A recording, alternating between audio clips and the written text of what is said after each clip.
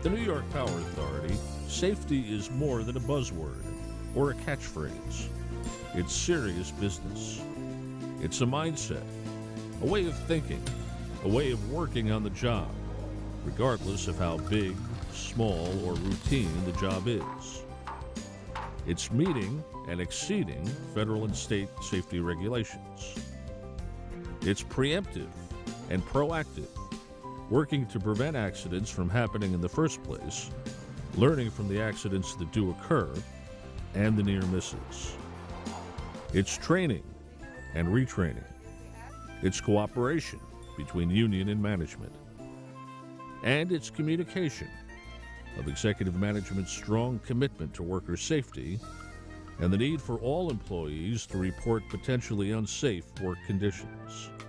Most important, safety never ends. It is a race without a finish line. We know how we did it in the past. What we want to do is see if you guys find a better way than what we did in the past. The way you get them out, the way you bring them out, all that type of stuff.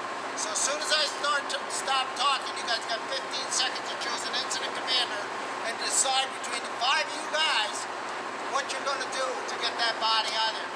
15 seconds starts now. About 5 years ago, we identified the rotor as being one of the critical areas as how do you get somebody out of it? You know, the union asked, management asked, everybody asked, how do you get somebody out of that area? Each one of our 4 units here, basically every 18 months, we take it out for a maintenance, 3 to 4 week outage. And during that time, we have electricians and mechanics mainly end up climbing down in the rotor of the unit to do various work. So we practice rescuing someone out of that location if they were to get injured while they were in there working or were to fall ill. Our upper management basically said, what you guys do is important, so we're going to take this time and we're going to give you the time to get it done. That's commitment to training. That's quality training. That has value. There are 22 people on the Blenheim-Gilboa Emergency Response Team. Union, management, craftspeople, working together as a team to support and protect the BG family.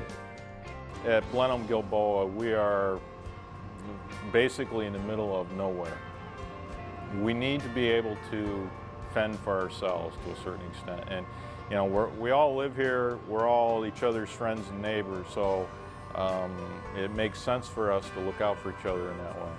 Usually the first person that's on the team that gets to the location begins to assess the situation and starts deciding on, you know, what we need equipment-wise, what we need to do to get this person out of there.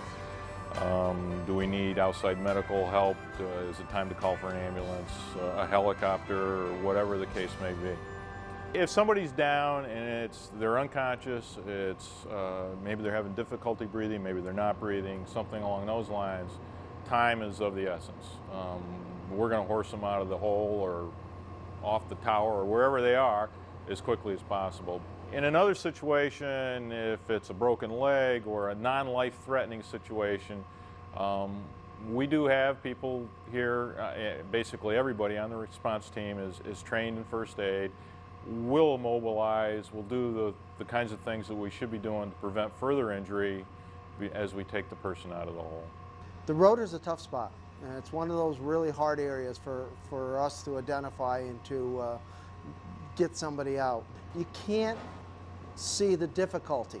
You can't see the sweat. You can't see the grime and the dirt and the rotor dust and the materials, but the guys that do this work really appreciate the fact that now we got a way to get them out in the event of a problem, and I'm very proud of them. That's a perfect example of anticipation, planning, and cooperation between union management and everybody involved.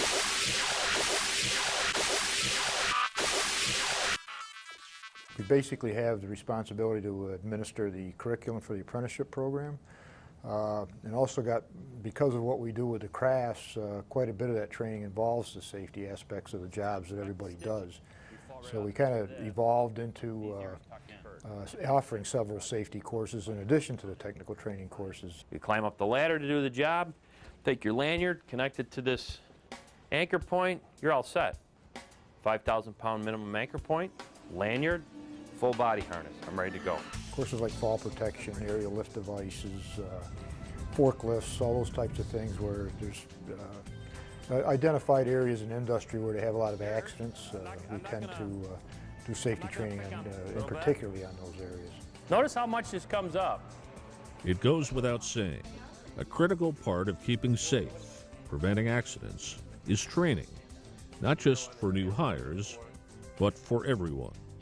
Line crews in particular are trained 1 week per year per crew. Each crew comes into the training yard.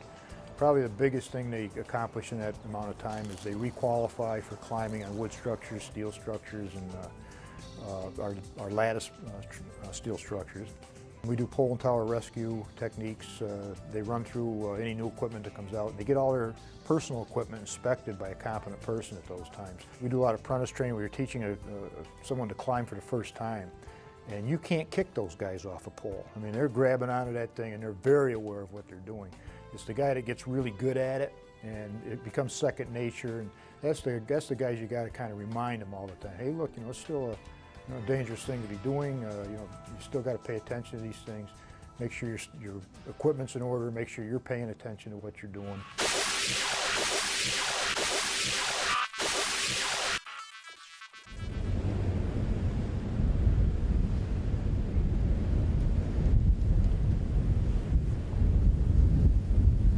Conditions are going to change, guys, so we've got to, again, step back, make sure you rethink every step you make in the morning, because we're in a situation where we're starting to restore these things and they're going to be at full power.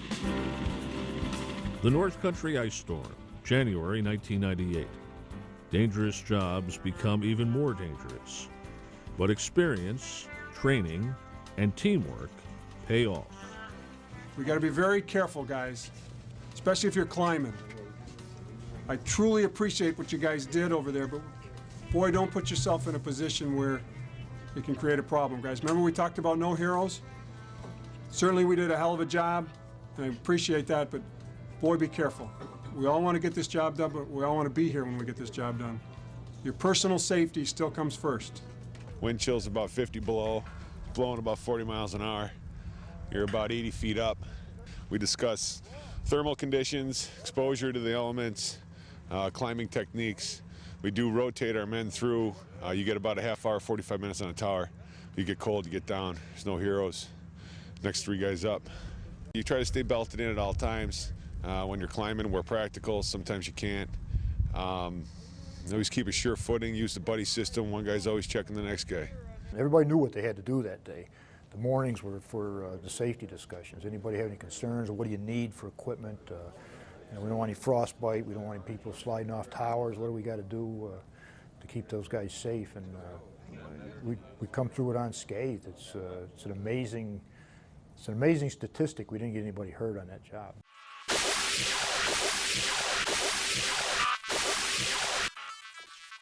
That will give you a permissible exposure limit for that one chemical. NYPA's safety and training commitment is not limited to line crews. It affects every mechanic, engineer, electrician, technician, office worker, everyone.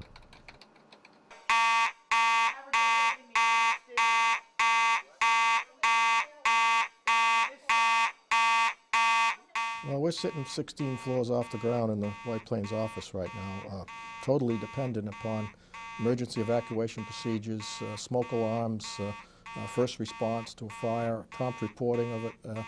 It's a significant hazard. We don't maybe think about it a lot, but we've had training here in White Plains for the exact same reason, so that people don't think that when you're talking about safety or compliance with safety, all that matters is the guys in the plants and on the transmission system. It affects all of us. Ladies and gentlemen, I'm telling you, it's probably the most dangerous thing you'll go through. It's the most terrifying. Fires are noisy, they're dark, and they stink. I try to impress upon people how important it is. Drop what you're doing. Leave the telephone. Gotta go. Emails don't matter. Computers don't matter. Your safety matters. One of the eye-openers for the people of White Plains when we put the training on down there is just, where's your fire extinguisher? Well, I think it's down the hall. Well, has anybody checked that, or how do you use that? And, most people walk by a fire extinguisher day after day after day, but out of all the people that work at White Plains, how many of those people actually would know how to use that if they had to? So we showed them how that works in the class. Okay, at the bottom you have the total of your D's and A's. Many other issues are covered in annual environmental health and safety training. The Power Authority also requires defensive driver training for employees who operate NYPA-owned vehicles or rental vehicles or company business. The Power Authority wants to keep its people alive and safe. The Power Authority complies with a wide variety of government safety regulations. OSHA, the Occupational Safety and Health Administration, governs the private sector. As a public entity, NYPA falls under the jurisdiction of the New York State Division of Safety and Health, DOSH for short, and its Public Employees Safety and Health Bureau, or PESH. The DOSH and PESH regulations are tough. The Power Authority often supplements them with its own, even tougher operating procedures. We clearly want to comply, but we really want to act proactively and anticipate and take actions going beyond the minimum required by law so that we can achieve a continuously improving, safe environment all around the Power Authority. The best companies with world-class safety programs have senior management commitment and support, and we have it here at the Power Authority.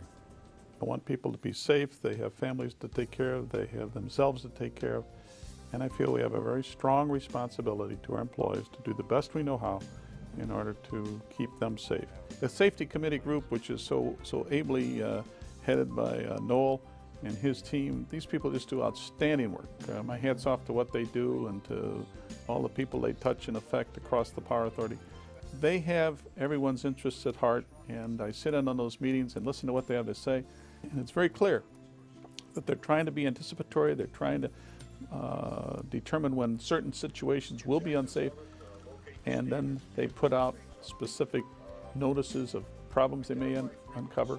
They do a very thorough analysis of incidents that do take place and share with everybody across the authority what happened in a particular problem so that it won't happen elsewhere. In my view, that sends the right message to our employees that if the President takes the time to spend with us to talk about the issues, it means something to the employees, I think.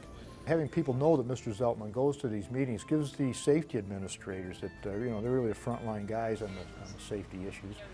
Gives them a little more clout, maybe, just because of they know that Mr. Zeltman's behind them.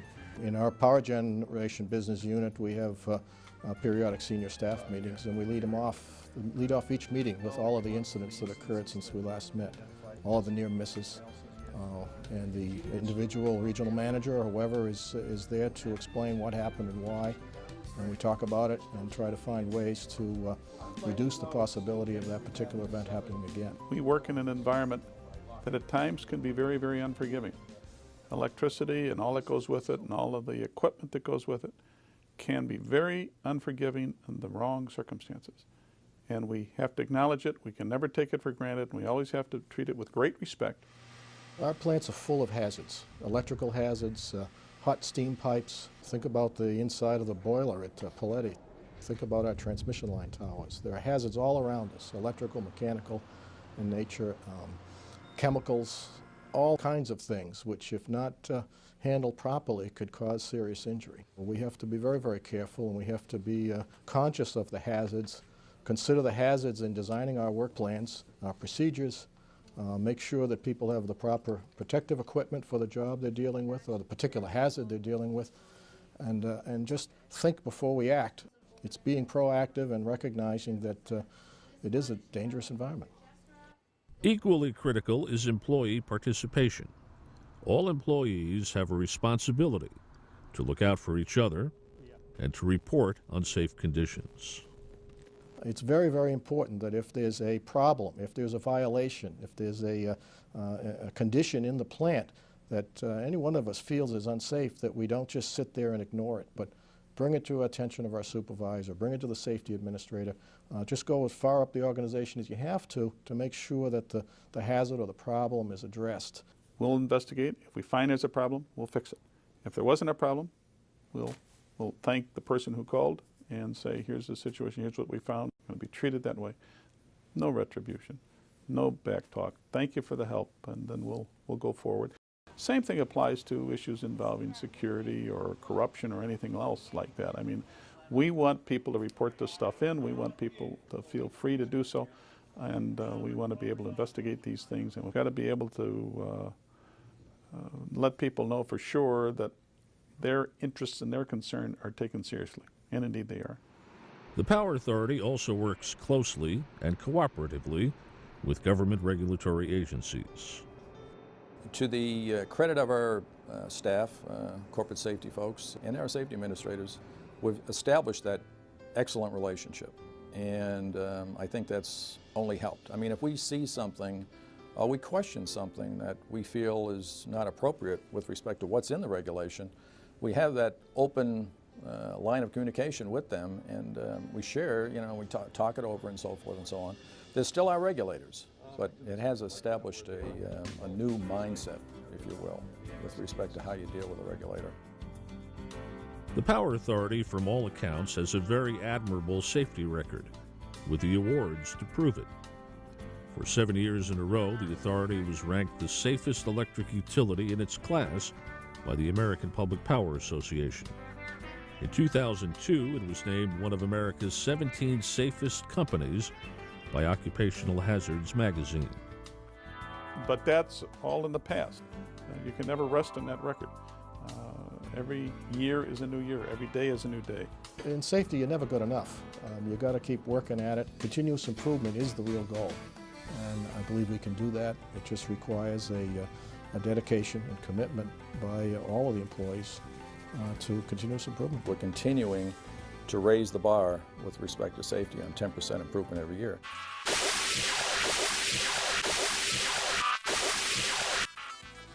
The Power Authority has a lot to be proud of when it comes to safety.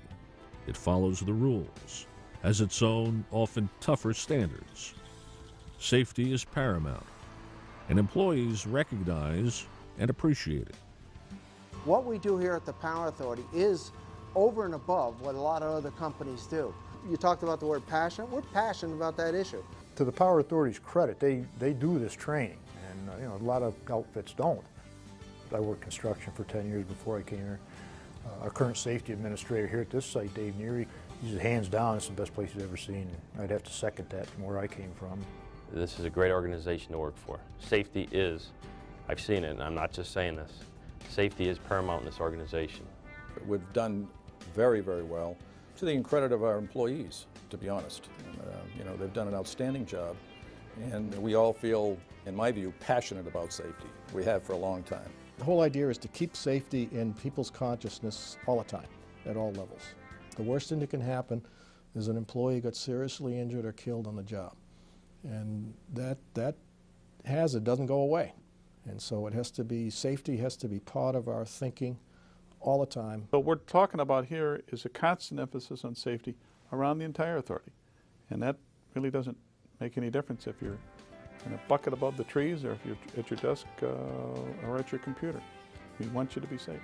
And I think that's an emphasis, that's a mindset, and that's something that we think is terribly important. You have to think, anticipate a few moves ahead. It's like a chess game. Let's just think what we're doing. Let's not do anything foolish, and let's get home safely, and let's do the job.